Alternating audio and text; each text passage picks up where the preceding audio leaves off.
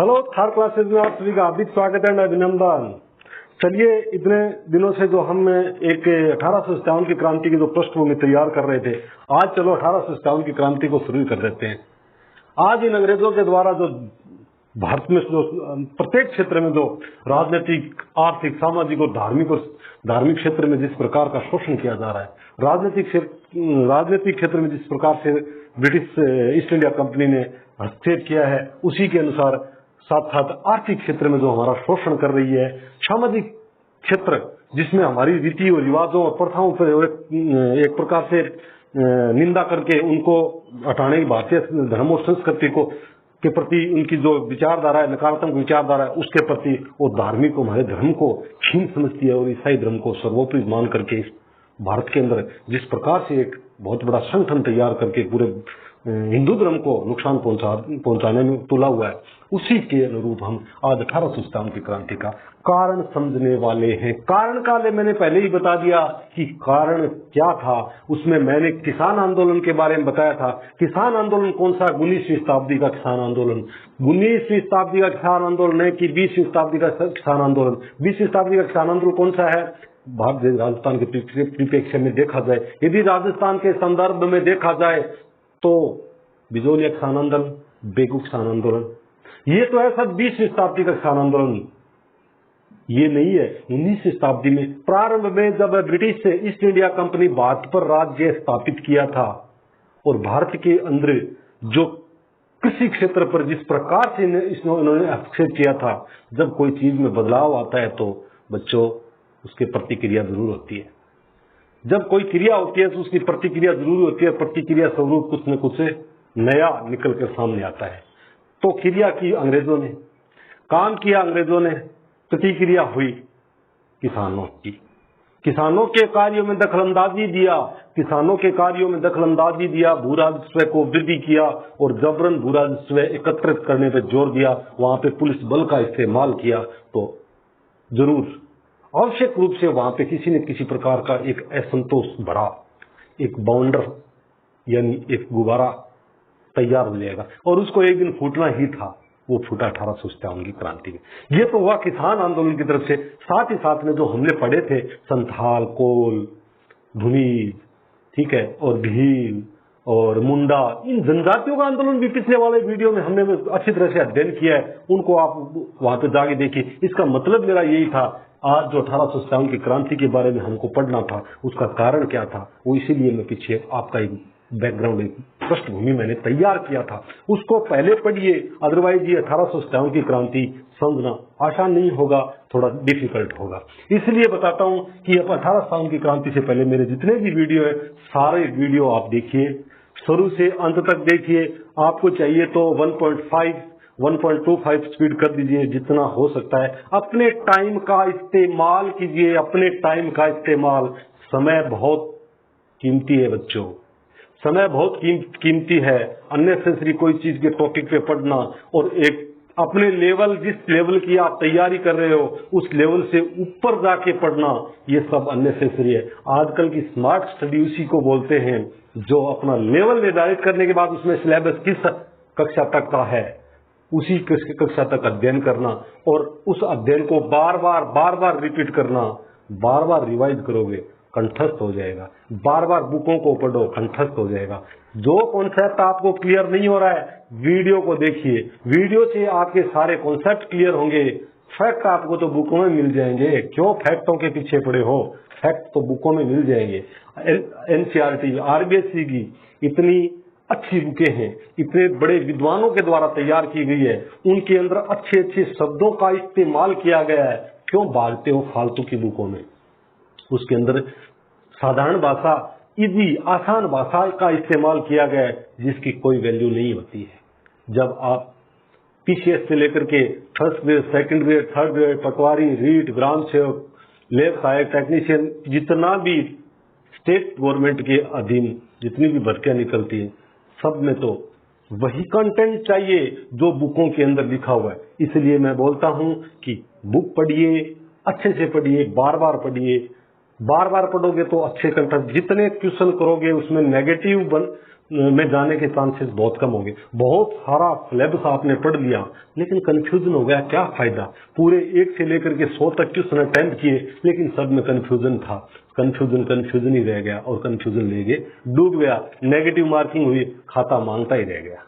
ऐसे मत कीजिए, जितना पढ़ना है स्मार्ट स्टडी कीजिए, जितना पढ़ना है बार बार रिवाइज कीजिए, जितना पढ़ना है उसको स्लोली कछुए की धार आगे बढ़ाइए, वही होता है स्मार्ट स्टडी। इसलिए वापस टॉपिक पे आ जाते हैं। 1857 की क्रांति के कारण जवान में 4 भागों में, यानी मैंने 5 भागों में डिवाइड किया है। नीचे देखो इतना बड़ा तात्कालिक कारण नीचे लिखा है, ये बारूद का ढेर लिखा है। इस बारूद को ढेर को हमको चार्ज करना है, अभी बारूद को ढेर को अभी चार्ज करना है। कैसे चार्ज करेंगे? एक ये प्लग लगाएंगे, ये प्लग लगाएंगे, ये प्लग, और ये 5 प्लगों के द्वारा इसको हम चार्ज कर देंगे और एक बड़ा सारा परमाणु बम फिट कर देंगे। और लास्ट में इस परमाणु बम के अंदर ये जो तिल्ली लगाएगा, कौन तिल्ली लगाएगा, उसकी भी हम आगे विस्तार से चर्चा करेंगे। बिल्कुल आपको एक एक टॉपिक समझ में आने वाला है, कहीं कारण कसर नहीं छोड़ूंगा। प्रत्येक चीज 1857 की क्रांति को चुटकी में आप समझोगे, किसी भी प्रकार का डाउट नहीं छोड़ने वाला। चलिए हम चलते हैं राजनीतिक कारण में इन ब्रिटिश ईस्ट इंडिया कंपनी, इन अंग्रेजों ने क्या कर दिया था राजनीतिक क्षेत्र में, हमारे देश के अंदर क्या किया था इन्होंने, जिसकी वजह से लोगों के अंदर असंतोष उत्पन्न हो गया था। बिल्कुल यहाँ जो राजनीतिक कारण, यहाँ का जो राजनीतिक परिदृश्य था वो यहाँ के लोगों के द्वारा हैंडल किया जा रहा था, चाहे इसमें मुस्लिम शासक हो चाहे हिंदू शासक हो, कोई भी हो, लेकिन थे तो हमारी धरती पे पैदा होने वाले इंसान। वो लोग यहाँ पे राज कर रहे थे। हाँ, भले ही भू राजस्व अपनी सरकार को चलाने के लिए भू राजस्व इकट्ठा कर रहे थे और उसमें कुछ तो अपनी आलीशान जिंदगी जीने में लगा रहे थे और कुछ जन कल्याणकारी कार्यों के लिए भी लगा रहे थे। आप याद कीजिए, अलग अलग गुण वाले, अलग अलग जो व्यक्तित्व वाले यहाँ पे शासन हुआ है भारत, इस भारत धरती पे। उसमें चाहे मुगल शासक हो, एक मुगल शासक ऐसा था जो कि धर्म के प्रति प्रवाहित हो गया था। एक मुगल शासक अकबर जैसा था जिसने राजपूत नीति तथा भारत के अंदर जन कल्याणकारी कार्य भी किए थे। साथ साथ में उसने समन्वय स्थापित किया था, हिंदू और मुस्लिमों के बीच समन्वय स्थापित करके इनको राज किया था। तो ये सारे के सारे तो थे हमारे देश के। तो इनके द्वारा जो राजनीतिक संगठन जो चलाया जा रहा था, अंतिम रूप में देखा जाए तो उसके अंदर किसका प्रतिनिधित्व था? हमारा ही तो था, भारत के लोगों का तो प्रतिनिधित्व था और किसी का नहीं था ना। इधर के लोग रहने वाले थे इधर ही, और आज यहाँ के लोग यहीं के राजा बनेंगे, यहीं के सामंत बनेंगे, यहीं के जमींदार बनेंगे, यहाँ के अधिकारी बनेंगे, यहाँ पे कर्मचारी बनेंगे, यहीं के लोग बनेंगे। कितना खाएंगे? जितना उसको जरूरत है उसका दुगुना खा लेंगे, लेकिन रहेगा कहाँ? भारत के अंदर ही रहेगा। भारत एक सोने की चिड़िया थी तो पॉलिश होती रहेगी उसके ऊपर, बना रहेगा सोने की चिड़िया। लेकिन इन कमीनों ने आगे, इन अंग्रेजों ने आगे राजनीतिक क्षेत्र के अंदर किस प्रकार से हस्तक्षेप किया, किस प्रकार से इन्होंने किया, आपको मैंने पिछले वाले वीडियो में बताया था। राजनीतिक क्षेत्र में जैसे इनको अपने आर्थिक हितों की पूर्ति की, याद कीजिए 1764 में बक्सर का युद्ध हुआ था, उसके बाद इलाहाबाद की संधि हुई थी। इलाहाबाद की संधि के अंदर इनको 3 क्षेत्र मिले थे दीवानी के लिए, अर्थात वहां पे भू राजस्व इकट्ठा करने के लिए क्षेत्र मिल गया था उनको। बोला तुम यहाँ से भू राजस्व इकट्ठा करो और अपने आर्थिक हितों की पूर्ति करो, अपनी सेना जहां खर्चा हो रहा है या फिर आपका अन्य खर्चे उसमें निकाल लीजिए। ईस्ट इंडिया कंपनी को बोल दिया था। जो त्रिकोण बना था, एक त्रिगुट बना था जिसमें शाह आलम द्वितीय तथा नवाब बंगाल का नवाब तथा अवध का नवाब, ये तीनों ने एक त्रिगुट बना करके बक्सर का युद्ध लड़ा था, जो कि एक निर्णायक युद्ध था। उस बक्सर के युद्ध के बाद भारत के अंदर इस ब्रिटिश अंग्रेजों की जड़ें बैठती शुरू हो गई थी। उसके बाद उन्होंने फूट डालो और राज करो की नीति के माध्यम से, और समय समय पर एक लंबे समय के दौरान कम से कम 50 साल के, 50 या 60 वर्ष के बाद तक उन्होंने पूरे भारत पे आधिपत्य स्थापित कर लिया। आर्थिक जो आधिपत्य नहीं है उसमें राजनीतिक क्षेत्र में उसने किया था। उसने धीरे धीरे जैसे ही उसका प्रशासनिक ढांचा बदलता गया, जैसे ही उसमें प्रशासनिक अधिकारियों की संख्या, कर्मचारियों की संख्या बढ़ती गई, उसने राजनीतिक क्षेत्र में हस्तक्षेप अपना जमाना शुरू कर दिया गया। देखिए राजनीतिक क्षेत्र में क्या किया था उसने। वेलेस्ली की सहायक संधि, क्या थी? वेलेस्ली की सहायक संधि क्या थी? वेलेस्ली की याद कीजिए। वेलेस्ली की सहायक संधि में छठा पॉइंट क्या था? पॉइंट ये था, हम आपके आंतरिक मामलों में किसी भी प्रकार का हस्तक्षेप नहीं करेंगे। जब नहीं करोगे तो अवध वाले में तुमने क्या किया था, उसके बाद तुमने लॉर्ड डलहौजी जो भारत में आए थे 48 के अंदर, उन्होंने क्या किया था? उन्होंने यही तो किया था, कोई गोद निषेध, गोद प्रथा है वो निषेध किया था, व्यापकता का सिद्धांत उसी को ले गए थे। ये क्या है, राजनीतिक क्षेत्र में उन्होंने करना शुरू कर दिया था। इसलिए राजनीतिक क्षेत्र में ये वेलेजली की सहायक संधि ने एक प्रकार का द्वेष उत्पन्न कर दिया था। उन्होंने किसी भी प्रकार से अपनी शर्तों का पालन कभी नहीं किया था, कभी नहीं किया। इसी के बल पे उन्होंने भारत को पूरे राजनीतिक आधिपत्य स्थापित उन्होंने कर लिया था। उसके बाद क्या किया था, वेलेजली की सहायक संधि, उसके बाद अवध में कुशासन का आरोप लगाया था, अवध पर कुशासन का आरोप और बोला था कि अवध के शासक के लिए बोला था कि तुम शासन नहीं कर पाओगे, क्योंकि उनको अल्टीमेटली किसी भी प्रकार से भारत के ऊपर राजनीतिक सत्ता स्थापित करना था, उसको कोई ना कोई तरीका ढूंढना ही था। उसके बाद लॉर्ड डलहौजी की व्यापगत सिद्धांत,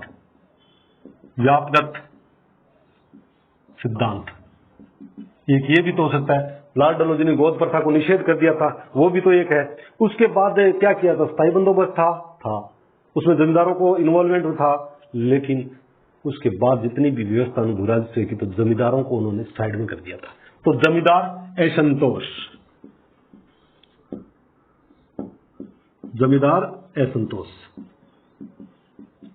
अब जमींदार असंतोष हो गया, वो भी एक कारण है, ब्रिटिश राजनीतिक कारण हो गया था, जिसके कारण भारत के अंदर इन्होंने एक प्रकार से संगठन बनाना शुरू कर दिया था। द्वितीय तृतीय कारण क्या, बहादुर शाह जफर थे, मुगल बादशाह का अपमान किया था। मुगल बादशाह का अपमान कैसे किया था? अपमान इसलिए किया था कि मुगल बादशाह जो बहादुर शाह थे, बोला इनकी मृत्यु के बाद इनका कोई उत्तराधिकारी नहीं होगा। पहली बात तो इन्होंने ये बोली थी। उसके बाद क्या बोला था, बोला कि ये जो लाल किले के अंदर रह रहे हैं ना, ये लाल किला खाली कर दीजिए। 2 नंबर 3 पे मुगल बादशाह की जो सिक्कों पे फोटो थी, वो फोटो को हटा दिया था। इसलिए क्या हुआ, मुस्लिम वर्ग है वो, मुसलमान वर्ग असंतोष हो गया, ये हो गया। फिर साथ में ये भी संगठन में जुड़ना ही था, लास्ट में ये होना ही था। उसके बाद क्या हुआ था, चार्टर आया था 1833 का। उस चार्टर के अंदर शिक्षा व्यवस्था, उस चार्टर के अंदर धर्म, जाति और वर्ग में भेदभाव उत्पन्न कर दिया था। उन्होंने अपनी शिक्षा व्यवस्था को बढ़ावा देने के लिए हमारी शिक्षा व्यवस्था को दबाने की कोशिश की थी।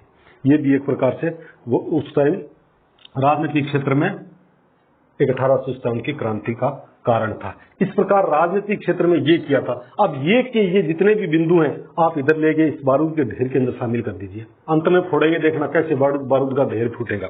इधर ले गए, ये सारे के सारे ये इधर आ गए थे। अब आइए आर्थिक कारण का तो पता ही है ना, क्या हुआ था आर्थिक कारण में, किसानों से भू राजस्व में वृद्धि कर दी गई थी। किसान अपनी मर्जी से जो काम कर रहे थे उस पर नियंत्रण कर दिया, अपनी मर्जी के अनुसार उन्होंने खेती कराना प्रारंभ कर दिया। चाहे नील की खेती हो, चाहे कपास की खेती, चाहे जूट की खेती, चाहे मलमल की खेती, चाहे राशन की खेती, कोई भी खेती हो, ब्रिटेन में जिस चीज की आवश्यकता ज्यादा है उसी के अनुरूप यहाँ पे खेती करना प्रारंभ कर दिया। और हुआ क्या, यहाँ से कच्चा माल यानी प्रोडक्ट्स, उत्पाद, जो कृषि के उत्पाद थे वो ब्रिटेन में भेजते थे, जिसपे किसी भी प्रकार का निर्यात कर नहीं लगता था। और भारत ब्रिटेन से तैयार माल, कृषि उत्पादों से जो निर्माण होते, दूसरा द्वितीय श्रेणी का जो उत्पाद है वो बन के आते थे, भारत में आते ही उस पे आयात नहीं लगता था और वहां पे इनको अधिक से अधिक लाभ होता था। तो दूधारी तलवार चलाते थे वो लोग। पहला कृषि क्षेत्र को उन्होंने चौपट कर दिया था। कृषि क्षेत्र के अंदर जब स्थायी बंदोबस्त कर दिया, उसके अंदर ब्रिटिश ईस्ट इंडिया कंपनी का पृथ्वी उस पर भूमि पर अधिकार हो गया, तो क्यों कोई किसान उस धरती को अच्छे से रख रखाव करेगा या जुताई करेगा, उसमें खाद डालेगा, क्यों डालेगा? इसलिए कृषि क्षेत्र को उन्होंने एकदम समूल नष्ट कर दिया था। नील की खेती इन्होंने जबरदस्ती करवाना प्रारंभ किया। नील की खेती करने से जब 4-5 साल तक कर लेते हैं ना, तो भूमि एकदम उछर हो जाती है, एकदम अनुपजाई हो जाती है, उधर कुछ भी पैदा नहीं होता। इसलिए कृषि क्षेत्र को इन्होंने खत्म कर दिया था। अब आई बात कृषि क्षेत्र, इधर देखो कृषि क्षेत्र उसके बाद क्या था? उद्योग। अब उद्योगों में इन्होंने क्या किया? कृषि आधारित उद्योग थे या फिर खनिज आधारित उद्योग थे। खनिज आधारित उद्योग जो भी थे, भारत के अंदर कृषि के उत्पादों से जो उद्योग उत्पादों जैसे कपास है, कृषि से उत्पन्न होता है। उस कपास जब पैदा हो गया तो भारत के अंदर कपड़ा मिलें थी। वो कपड़ा मिले, भारत हमेशा ही आत्मनिर्भर था। वो कपड़ा मिले उस कपास से क्या करेगी? कपड़े बुनेगी। और यहाँ पे कुटीर उद्योग, बृहत उद्योग, मतलब भिन्न भिन्न प्रकार के उद्योग थे। जितनी आवश्यकता थी ना, उतनी आवश्यकता भारत अपनी आंतरिक क्षेत्र में ही पूरी कर लेता था। इसलिए भारत को बोला जाता है सोने की चिड़िया। आत्मनिर्भर भारत था उस टाइम। तो इन अंग्रेजों ने क्या किया? यहाँ पे जितने भी कपास, जूट, मलमल, रेशम तथा अन्य धात्विक पदार्थ, चाहे जिसमें कोयला हो, चाहे इसमें कोई भी प्रकार का ऐसक हो, जब यहाँ पे इन्होंने उस क्षेत्र पे नियंत्रण स्थापित कर लिया, यहाँ से खरीदेंगे कम दामों में। किसानों से मान लो गेहूं है या कपास है, कम दामों में, एकदम कम दामों में खरीदेंगे और यहां से जाएगा दूसरे अपने ब्रिटेन में जाएगा। किसी भी प्रकार का भारतीयों पर निर्यात कर नहीं, भारत में निर्यात कर नहीं लगाते थे, क्योंकि भारत में इनकम बढ़ जाएगी, भारत में इनकम बढ़ जाएगी, तो वो नहीं लगाते थे। और वहां पर जाकर के तैयार माल, वहां की जो फैक्ट्री थी, वहां का जो उद्योग था, उनको बढ़ावा देते थे। वहां पे बहुत ज्यादा बढ़ावा मिल गया, क्योंकि पहले ही औद्योगिक क्रांति उधर आ चुकी थी। तो औद्योगिक क्रांति के दौरान उनको कच्चे माल की जरूरत थी, जो कि भारत से पूरी करते थे। भारत से गया, वहां पे रोजगार बढ़े, वहां पे उत्पाद बढ़े, उनकी आवश्यकताएं पूर्ति हुई और बचा वो माल भारत के अंदर ले जाते थे और उच्च दर पे बेचते थे। भारतीयों का माल बिकने नहीं देते थे। भारत से प्राप्त कपड़ा, भारत में जो कपड़ा तैयार होता था, उस पे निर्यात कर लगा देते थे। वहां पे जाने के बाद विदेश में आयात कर चुका उच्च मात्रा में लगा देते थे और उसके बाद क्या होता था? उनकी रेटें बढ़ जाती थी, तो उनका उधर जो बिक्री है वो बहुत कम हो जाती थी। तो भारतीय उद्योग धंधे, इनकी बिक्री कम हो गई। भारतीय उद्योग धंधों पर विभिन्न प्रकार के कर लगा दिए गए, तो उनकी जो भारत में प्रोडक्ट, जो उत्पाद तैयार हो रहे थे, उनका प्राइस है, वो रेट है, मूल्य है, वो बढ़ जाते थे और इनका मूल्य कम होता है। इस पर निर्यात आयात कर में छूट थी, तो यहाँ पे कम दामों पे वो बिकता था। तो इस प्रकार भारत के जितने भी उद्योग धंधे थे ना, वो सारे के सारे ब्रिटिश ईस्ट इंडिया कंपनी ने इस प्रकार से अप्रत्यक्ष रूप से उसको खत्म कर दिया। लास्ट में उद्योग धंधों को छोड़ करके लोग भागे कृषि की तरफ, उद्योग धंधों को छोड़ के कृषि की तरफ भागे। कृषि क्षेत्र में इस प्रकार की बेरोजगारी, प्रचंड बेरोजगारी आ गई थी, छुपी हुई बेरोजगारी उत्पन्न हो गई थी। 10 बीघा जमीन है, उसके अंदर 10 आदमी काम कर रहे, उसमें कोई एक प्रकार से किसी भी प्रकार का आउटपुट नहीं मिलता था। इस प्रकार आर्थिक क्षेत्र को बुरी तरह से प्रभावित किया। यहाँ पे क्या होता था, आगे जाके हम किस चीज का पढ़ेंगे कि आगे जाके हमारे जो स्वतंत्रता सेनानी हैं या राजनेता, इन्होंने किस चीज का विरोध किया था। इन लोगों ने क्या कि सेना पे खर्च करना ज्यादा कर दिया था, सेना में बहुत ज्यादा खर्चा बढ़ा दिया। तो जैसे ही सेना में खर्चा बढ़ेगा, तो वो जितना भी खर्चा आएगा वो सारा का सारा भारत पे ही थोपा जाता था। उसके बाद और क्या हुआ था? उसके बाद भारत के अंदर इन्होंने अपनी सुविधा के लिए संचार क्षेत्र में वृद्धि की, अपनी सुविधा के लिए रेलवे क्षेत्र में वृद्धि की।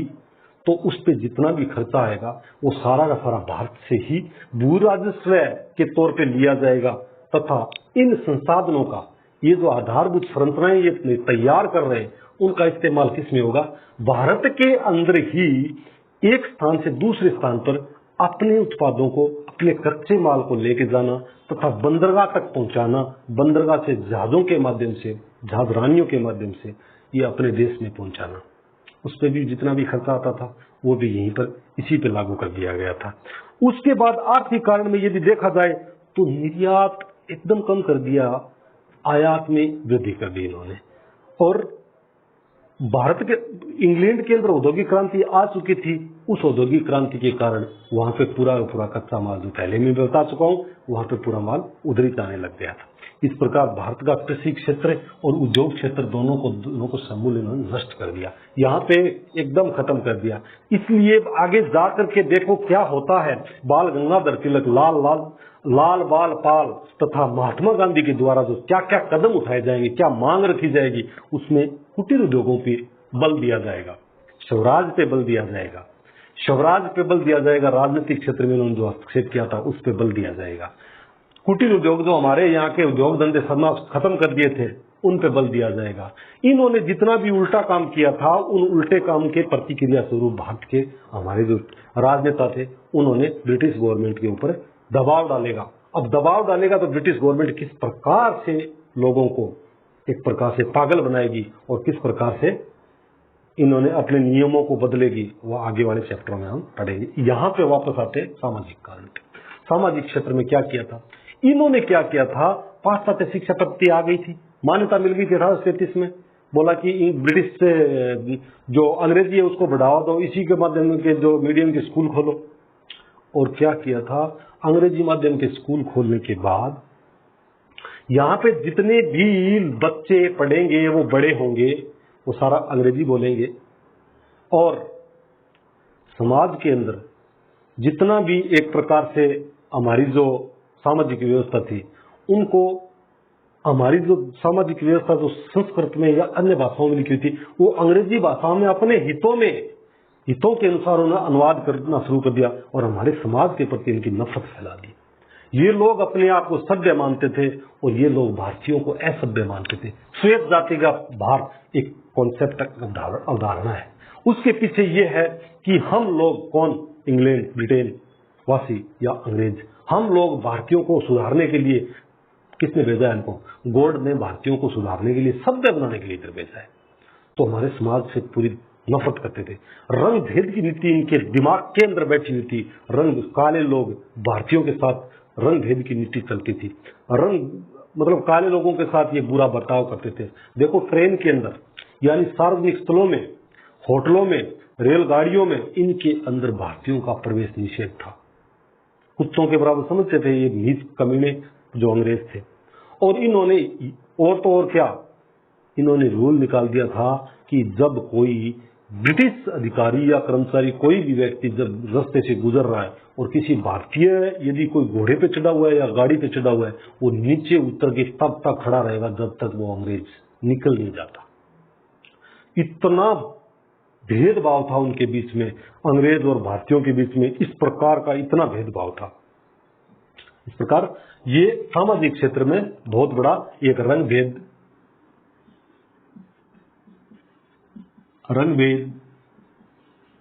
जातिवाद, ठीक है।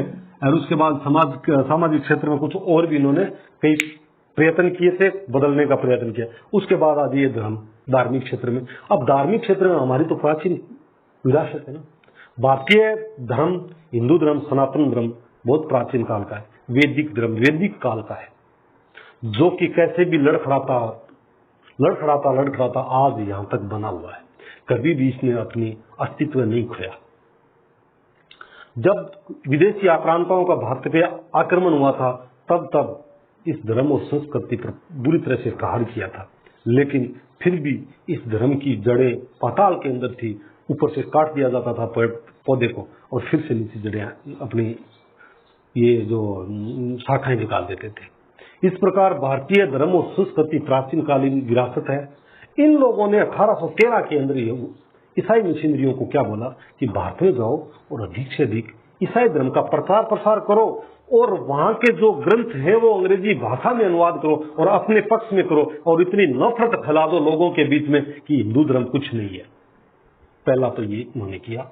ईसाई मिशनरी आने के बाद भारत के अंदर बुरी तरह से ईसाई धर्म का विकल्प, ईसाई धर्म को हिंदू का दूसरा विकल्प मानते थे। बोला कि तुम इसको छोड़ो, इसमें आओ। लेकिन हमारे कुछ विद्वानों ने इसका विरोध किया था और अप्रत्यक्ष रूप से विरोध करते हुए लोगों को जागृत करने का प्रयास किया, जो कि पीछे वाले वीडियो के अंदर मैंने बताया, उसको आप अच्छे से देख लीजिए। धार्मिक क्षेत्र में और इन्होंने क्या किया था, धार्मिक क्षेत्र के अंदर इन्होंने भारतीयों के अंदर नफरत फैला दी और भारतीय ग्रंथों का हिंदी अंग्रेजी में अनुवाद किया और वो भी अनुवाद उल्टा अपने हितों में कर लिया। और इसके बाद एक 1813 ईस्वी के अंदर जो चार्टर एक्ट आया था उसमें भी एक प्रकार से भारत के अंदर ईसाई धर्म के प्रचार प्रसार की छूट दी गई। दूसरा कारण एक और था, वो था कि भारत के अंदर हिंदू उत्तराधिकारी नियम चलता था कि जो जिसका बेटा कोई राजा है कोई भी व्यक्ति साधारण आदमी है, जब उसकी मृत्यु हो जाएगी तो उसका जो संपत्ति बचेगी पीछे, उसका उत्तराधिकारी उसका पुत्र होगा। ये हमारा हिंदू धर्म में प्राचीन काल से पहले से चली आ रही है। और इन्होंने क्या किया, इन्होंने बोला, और ईसाई धर्म के अंदर ऐसा था नहीं, तो फिर कौन आएगा अपनी संपत्ति छोड़ के? ईसाई धर्म में कौन आएगा? कोई नहीं आएगा। लेकिन इन्होंने एक रूल निकाल दिया, तोड़ दिया, अमेंड कर दिया। क्या किया? बोला आप यदि हिंदू धर्म को छोड़ के ईसाई में आओगे तो आपका उत्तराधिकारी नियम आप पे लागू होगा, आप उसी संपत्ति के हकदार होंगे।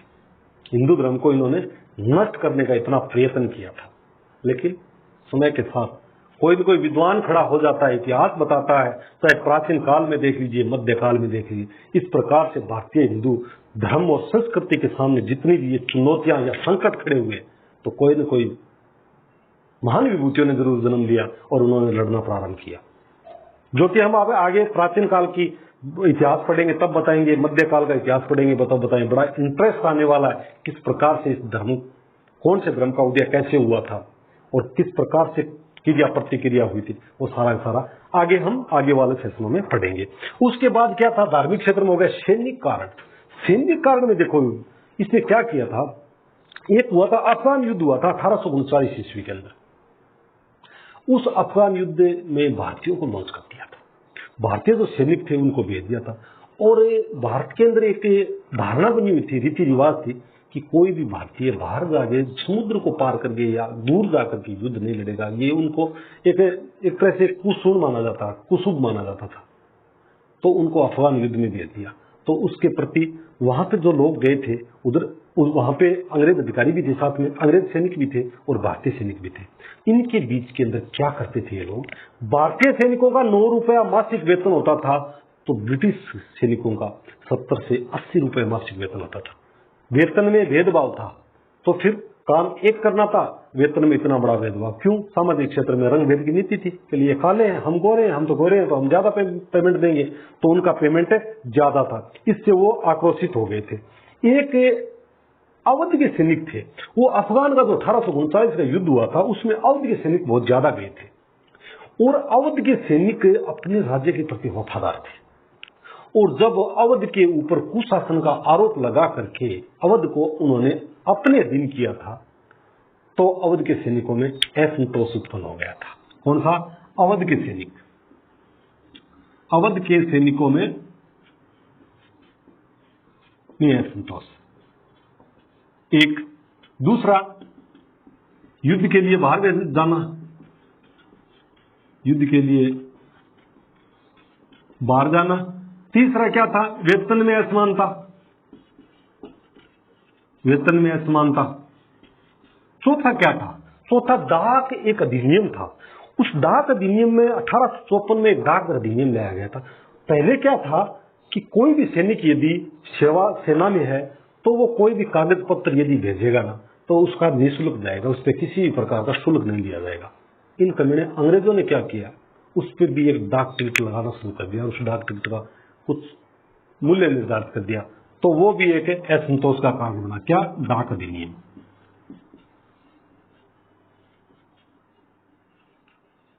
डाक अधिनियम।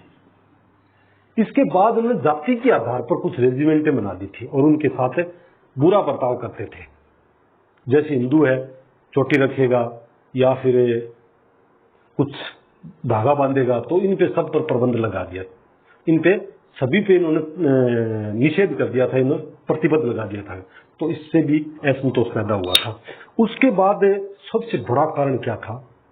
ध्यान से देखिए कि 1856 से पहले भारत के अंदर जो ब्रिटिश सेना थी उसमें एक ब्राउन बेस राइफल इस्तेमाल होती थी। ब्राउन बेस जो कि एक पुरानी राइफल थी और उनका वो मैनुअल थी, वो उसका वर्जन था, वो बहुत पुराना था। ब्राउन बेस राइफल का क्या नाम था? Brown base. Brown base rifle, brown base rifle थी। अब इस राइफल को देखो, समय के साथ हर हथियार बदले जाते हैं, वर्तमान में भी बदले जाते हैं क्योंकि समय की मांग है। समय के अनुसार हथियार का एक्सचेंज बदला जाता है, अपग्रेड होता है, उसमें कुछ नए हथियार आते हैं, पुराने को छोड़ दिया जाता है। तो अंग्रेजों ने क्या किया, ब्राउन बेस के स्थान पे एक दूसरी राइफल आई, वो थी एनफील्ड राइफल। वो थी एनफील्ड राइफल। Enfield rifle. अब देखो एनफील्ड राइफल दोनों थी, दोनों ही मैनुअल थी। एनफील्ड राइफल जो थी उसको जब चलाते थे तो एक हाथ में राइफल को पकड़ते थे और दूसरे हाथ से उसमें एक कार्ट्रिज डालना होता था। और वो कार्ट्रिज किस में था? एक बॉक्स के अंदर रहता था। एक प्रकार से एक देखा जाए तो छोटा सा बॉक्स होता था, उसके अंदर ऐसे कार्ट्रिज, जैसे ये कार्ट्रिज है, इसका ये कार्ट्रिज है, इसके अंदर इस बॉक्स के अंदर ये कार्ट्रिज रखते थे और ऊपर से इससे ढक्कन को बंद कर देते थे। तब उसको निकाला जाता था। निकालने के बाद एक हाथ में राइफल है तो ये जो ढक्कन है वो एक हाथ से खुलता नहीं था, तो उसको फिर मुंह से खोलना पड़ता था। मुंह से खोलने के बाद उसमें से राउंड निकाल के राइफल में डाल करके और फायर करते थे। अच्छा, जब इनको मुंह से खोलना पड़ता तो यदि इनके अंदर चिकनाई नहीं लगाई जाएगी तो वो मुंह से भी नहीं खुलेगा, तो इसके अंदर चिकनाई लगाते थे वो कि इसको चिकना कर दो ताकि इसको बंद करेंगे तो इजीली आसानी से खुल जाए, एक बार पकड़ते ही होठों से पकड़ते ही निकल जाए। तो अंग्रेजों ने क्या चाल चली कि यहाँ पे जो चिकनाई करने के लिए उनके पास और बहुत साधन थे, तेल बहुत थे, चाहे उसमें कृषि से जो तिल है उनका तेल निकाल करके या फिर अन्य प्रकार का भी कोई और तेल इस्तेमाल कर सकते थे। लेकिन इन्होंने क्या किया, यहां पर गाय और सूअर की चर्बी का इस्तेमाल किया चिकनाई करने के लिए। इस राइफल के अंदर रॉयल इनफील्ड राइफल थी, इसके अंदर गाय और सूअर की चर्बी। अब गाय हिंदू धर्म के लिए पवित्र मानी जाती है और सूअर मुस्लिम धर्म के लिए। अब दोनों की जो भावनाओं थी उनको ठेस पहुंचाया उन्होंने। तो बहुत ज्यादा ये चीज अंग्रेज अधिकारी ने स्वीकार किया था, बोला कि हाँ हम इस प्रकार का काम कर रहे हैं, हम इस प्रकार की राइफल इस्तेमाल कर रहे हैं जिसमें चिकनाई के लिए गाय और सूअर की चर्बी लगा रहे थे। वो जो अधिकारी थे वो कौन कौन थे? वो थे एक लॉर्ड रॉबर्ट्स और जॉन केई। लॉर्ड रॉबर्ट्स और जॉन केई ने मान लिया था कि हाँ हम इस प्रकार का काम कर रहे हैं। तो देखिए, इस प्रकार से हम 1857 की क्रांति की पृष्ठभूमि तैयार कर दी और उसके अंदर कारण भी बता दिए। धार्मिक क्षेत्र में धर्मांतरण मान लो, धर्मांतरण, उत्तराधिकारी कानून, इसका मान लो ये कारण थे। ये सारे के सारे अभी क्या करो, इधर से उठाओ और इस बारूद के ढेर के अंदर डाल दो। चाहे राजनीतिक कारण होते, सामाजिक कारण होते, आर्थिक कारण होते, सबको सब क्या करोगे, इसके अंदर डाल दो, इस ढेर के अंदर, और गुब्बारे को फुला दो हवा से, और पूरा ऐसा फुला के छोड़ दो कि एक दिन थोड़ा सा हम तिल्ली लेके जाएंगे जला करके और उसको फोड़ दें। ये तिल्ली मैंने बनाई है। ये काम कब हुआ था? तत्कालीन कारण में यदि देखा जाए तो ये काम का विरोध मंगल पांडे के द्वारा किया गया था। मंगल पांडे ने 2 ब्रिटिश सैन्य अधिकारियों की हत्या कर दी थी इसके। जब इसने विरोध किया तो इन्होंने भी विरोध किया, बोला तुम क्यों नहीं करोगे, तो फौज के अंदर तो आदेश को मानना पड़ेगा।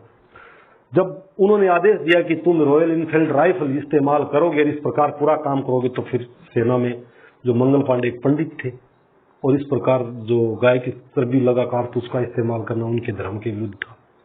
तो उन्होंने विरोध किया, बोले नहीं मैं नहीं करूंगा। जब नहीं करते, इनके कानून थे कुछ कि फौज के अंदर आप मना नहीं कर सकते, जो आदेश दिया जाता उसका पालन करना पड़ेगा। तो उन्होंने बोला नहीं मैं नहीं करूंगा। तो फिर ब्रिटिश अधिकारियों और उस मंगल पांडे के बीच में कहासुनी हो गई, वाद विवाद बुरी तरह से चला। तो मंगल पांडे ने उनको दोनों को स्वाहा कर दिया। स्वाहा करने के बाद मंगल पांडे की गिरफ्तारी हुई। गिरफ्तारी होने के बाद एक निश्चित दिन आया जिस दिन मंगल पांडे को फांसी दे दी गई थी। अब इस चीज का सब जगह पता चला, पूरे भारत में पता चला। तो फिर क्या हुआ, क्योंकि संचार के साधन थे वो अंग्रेजों के अधीन थे, यातायात के जो साधन, परिवहन के साधन थे वो भी अंग्रेजों के अधीन थे। देखो लास्ट में जब हम 1857 की क्रांति को पूरा कर देंगे तब हमारे जो भारतीय सैनिक है वो क्या बोलेंगे कि इस तार ने हमारा गला काट दिया। तार कौन सा था? संचार का साधन था वो तार। वो था जो एक स्थान से दूसरे स्थान के ऊपर संचार अपने व्यवस्था को कनेक्ट करता था। तो अंग्रेजों को उसका बहुत फायदा मिला था। एक जगह जैसे उपद्रव हुआ, एक जगह विद्रोह हुआ, तो उसकी खबर तार के माध्यम से आगे वाले छावनी के अंदर दे दिया जाता था। इससे आगे वाले छावनी को नियंत्रित पहले से एडवांस में कर लेते थे। इसलिए इस प्रकार से इस तार ने हमारे भारतीय सैनिकों का गला काटा था। वो यही तार था। इस प्रकार फिर क्या हुआ, तत्कालीन कारण यदि देखा जाए तो यह सैनिक कारण था कि मंगल पांडे के द्वारा इसका विरोध किया गया था और इसके विरोध के परिणाम स्वरूप ब्रिटिश अधिकारियों की हत्या हुई थी और हत्या के बाद मंगल पांडे को फांसी की सजा दी गई थी और फांसी की सजा जैसे ही मिली तो सभी छावनियों के अंदर विद्रोह हो गया, जो कि हम एक एक छावनी का अलग अलग पढ़ेंगे पहले कि किस छावनी में किस तारीख को कौन से दिनांक को हुआ था, उसका नेतृत्व किसने किया था। इस प्रकार का हम आगे वाले क्लास में लेंगे। इसमें हम कारण पढ़ रहे हैं। अभी देखिए क्या होगा, अलग अलग समय पे होगा। एक जगह से कोई संसार के यातायात के साधनों की नियंत्रण भारतीय सैनिकों के दिन था नहीं, किसी भारतीय आमदन के हाथ में भी नहीं था। तो एक जगह जैसे नसीराबाद के अंदर हुई या बैरकपुर में जैसे हुई तो उसकी सूचना 5-10 दिनों के बाद दूसरी छावनी में पता चला तो उधर विद्रोह भड़क गया। उसके बाद आगे चला, उधर विद्रोह भड़क गया। इस प्रकार से उत्तर भारत के अंदर अधिकतम छावनियों के अंदर इस प्रकार के विद्रोह भड़क गए थे, जिनका अंग्रेजों के द्वारा दयनीय स्थिति से दमन किया गया और बहुत सारे भारतीय सैनिकों की हत्याएं भी हुई थी, उसमें फांसी की सजाएं मिली थी और जो निर्दोष भी बहुत मारे गए थे।